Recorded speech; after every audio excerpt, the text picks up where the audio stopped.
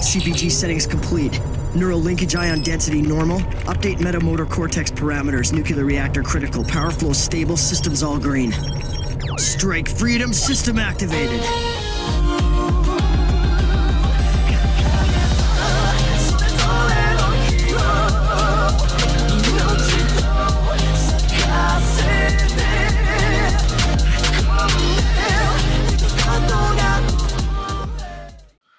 What up, nation, and welcome back to another video.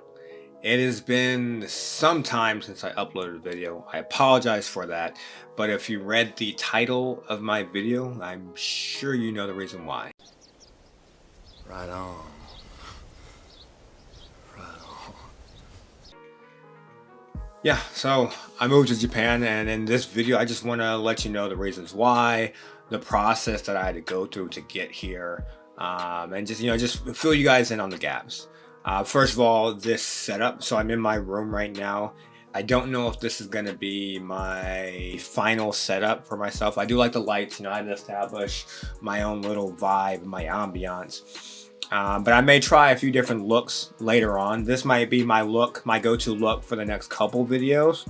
But don't be surprised if I end up changing it up or switching things around. Just really try and find the best way to present my videos to you. Secondly, if you hear, I don't know how to describe it. I live right behind a train station. If you hear some type of ruckus or some loud, obnoxious noise, it's probably one of the trains. You might even see my eyes like flicker over real quick. Real quick, I just want to give a shout out to my guys at the Socially Anime Podcast. They started around the same time as I did, but they've been putting out videos every week, and they're covering all the most relevant content. Attack on Titan Season 4, Jujutsu Kaisen, My Hero Academia, the Season 5 announcement trailer, it's all there. Their channel is going to be below in my description. Click the link, go ahead and check out all their videos, give them a follow, and join the conversation. Alright, so why did I move to Japan? First of all, it wasn't because of the current situation that America is in, although it'd be crazy. No, I didn't move out here to get away from all that stuff. Japan has been, first of all, I used to live in Japan. From 2012 to 2015, I was in Okinawa. A lot of you guys don't know, but I was prior service. I was in the Army. And so, yeah, I lived in Okinawa. I had taken multiple trips to mainland Japan, which is where I'm at now. I'm currently in Tokyo. And I've traveled to a few different locations here. And then back in 2018 and 2019, I took 2 vacations there. So I've got plenty of time and experience in Japan. And through that time, I've just really fallen in love with it. And it's a place that I've always wanted to get back to. I've been trying to get back to. Finally did it. The reasons being, I'm into photography, and photography is definitely something that I'm trying to make a career out of, and as well as with my channel, doing anime content, I feel like this is the prime location to be. I mean, for photography purposes, it's to me, it's a paradise. There's just so much to capture. It's amazing. I can't wait to start taking pictures out here. And then for the other reason, anime. If for those of you who have lived in Japan, and those of you who haven't lived in Japan, so yeah, here I am. I do want to go over, I guess, my process, my experience of what I had to go through to get to Japan. It's probably going to be very different than, say, if any of you were trying to get out to Japan. It's probably going to be very different than what you're going to experience. The only reason being is because I had to urgently get out here because of the ban that Japan had reenacted against foreigners entering their country. The cases started to rise, and I believe they had their first new case with the new strand. So they just want to lock things down and take, precautionary measures to make sure they can control it. So that put me in a bind coming out here because I had to be in Japan by January 3rd. So I had to reschedule a bunch of all my flights. I had to reschedule some other things and really jump through the hoops to make sure that I could make it here. And I did so. So my process, I am a student. So I'm going to Temple University, Japan. Temple University is in Philadelphia. That's the main campus, but they do have a small campus here in Tokyo, which is pretty dope. So if you're looking for a way to get out to Japan, go to school. That can work. It is an American university, so I'm not required to know Japanese. My classes aren't going to be in Japanese. They're all going to be English based, but you can definitely take courses to further Japanese, learn Japanese, the characters, the language, the whole nine. Now for me, like I said, things were hectic getting here, and the last couple of days I spent in the US. The main things that required from me, or required from us, or required from an individual who's trying to move to Japan is obviously your visa. Your visa is, your documentation showing why you're allowed to live and or work or do what it is you're doing in Japan. So I'm on a student visa. So all my visa paperwork was already obviously approved and completed. So that was taken care of. And then the other thing was a negative COVID test within 72 hours of your departure. So you have to take the test and get the results. So that wasn't too difficult. It was just a matter of rescheduling everything. But with that, with my flight information, my school documentation, my visa, my COVID test, my forms, I was good to go. Going to the airports, it wasn't that big of a deal, I guess. For those of you who have flown through this COVID time, I mean, it's the new norm. You wear your masks everywhere you go. You stay 6 feet apart. You hand sanitize your hands daily as many times as you can. And the flights were a little crowded flying from state to state.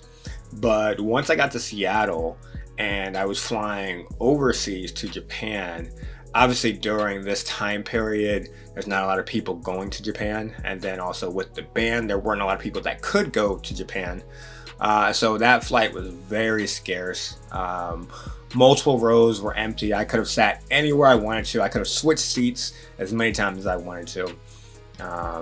So that was pretty awesome. It was pretty fortunate. Oh, and I spent New Year's Eve in LAX airport, sitting on the floor, waiting for my flight the next morning. But shout out to the guy who works there, who came out with the box of donuts and gave me the little bottle of sparkling cider. That was real dope. That was cool. So thanks for being a real one.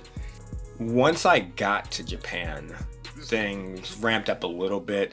That's where I had to present all my documents, and if anything, the school made it out to be, they asked a lot more of us than probably what was required.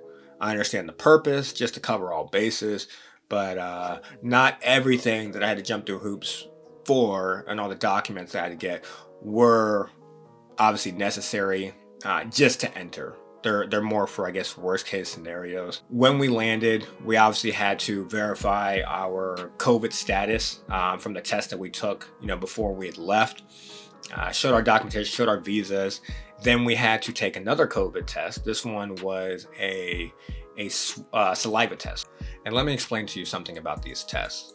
There are a number of different types of COVID tests that you can take. If you go to the Japanese government's website, they have a section for COVID related information where you can print off a document that covers all the different types of tests that are accepted and the ones, and you just sort of mark them off as you get them. The location that you get your test from should print off some type of documentation verifying that you had your test done and what the results were and what type of test it was. I will forewarn you and say the document that you can get, which I had and was required to have to fly in, it can be a little confusing. No, it's not even confusing. So the document has Japanese characters as well as English characters. So half of it's in Japanese, half of it's in English. So it's Japanese and it's also translated in English. I guess to a lot of Americans, seeing the Japanese characters on there becomes confusing, and it muddles the situation and it makes it appear to be a lot more complicated than it actually is, but it's not. If you look at the documentation, it is very simple, very bare bones. One category, it asks you for the sample type, which is, there's two samples, saliva and nasal pharyngeal, so nasal. The next category is your test type. There's a PCR test, there's, I can't remember what the middle test was, and then there's an antigen test. The PCR test is sort of the longer test that takes, a couple of days, but is more thorough. The antigen test is the rapid test, the one you can get back within like 30 minutes to an hour. And then the last category is test results, date and time, sign and date at the bottom. You're done. It's really that simple. It was that simple, but for some reason the location I got my test at, they were struggling to understand the document, and it was sort of a scare because they were saying that they couldn't sign off on this because they just, I don't know, it just didn't make sense to them. But once I walked them through it, they're like, okay, this makes sense. I also came across sort of the same situation at the airport. The staff member that looked over my documentation had a hard time reading it as well, and they're like, we don't know if we can accept this, like we don't know if you did the right test.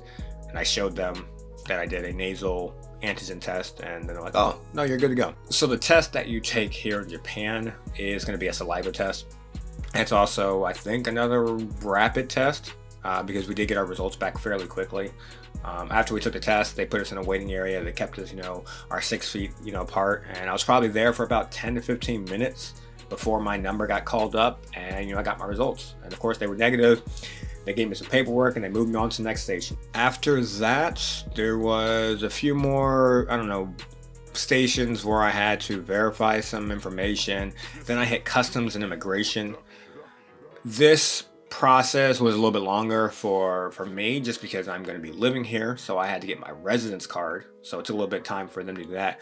But if you aren't coming on an official visa and you're coming on a tourist visa, which hopefully when the ban is uplifted, they will allow tourists to come, then your process will be a lot quicker.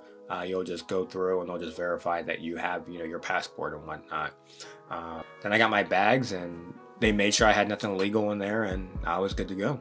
And here I am now. Currently, I am in quarantine. I'm in my dorm room. And I've got a quarantine for 14 days, but that's no biggie. I've got plenty of time on my hands to do who knows what, and I've been doing a good job of staying active, staying busy. So to talk about future content, I still want to do a video about my anime origins, so I'll be working on that after this one. But there's a number of things I want to do now that I'm in Japan. I would love to start doing some vlogs, and maybe some videos about my, the behind the scenes of my photo shoots. I'm still going to try and keep them sort of anime themed, but yeah, there's a number of things I want to get into. Also, I'm a sucker for, anime songs, the openings, endings, the music, just everything. So doing a couple videos on those, breaking them down, my favorites and whatnot. Yeah, there's just a lot of ideas that I do have, and gonna try and fill this quarantine up with as much as I can. Obviously, when I get out of quarantine, I'll be starting up classes, but I'm still gonna make time to do my shoots and to do my videos, and keep bringing you guys as much content as I can. I've got so much time right now in quarantine, so whatever it is that I put out, just stay tuned, and I hope you guys like it, and I will see you in the next video.